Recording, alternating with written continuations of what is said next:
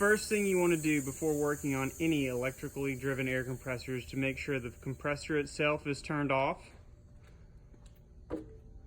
the power to the compressor is turned off, and if possible, that the air compressor is unplugged from the power service. Once you feel you're sure that you've turned off the power to the compressor and disconnected any additional power sources that might operate the air compressor, you want to use your multimeter or an amp probe to check to make sure that you are sure that there is no power being delivered to the air compressor.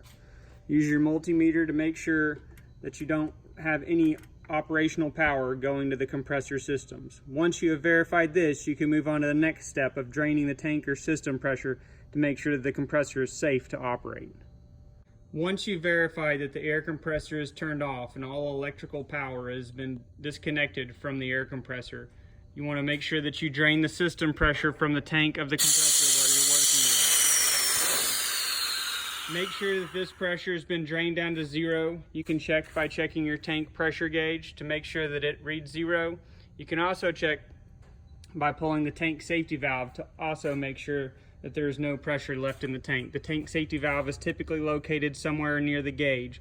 Once you've checked all these things, your compressor is now safe to work on. In this video, we are going to go over our LH2 series compressor pump. We have our oil drain, our oil fill, and our oil sight gauge.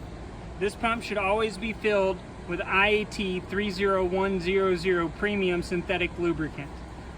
The LH2 and LH1 pumps hold 0.75 quarts or approximately 22 ounces of fluid.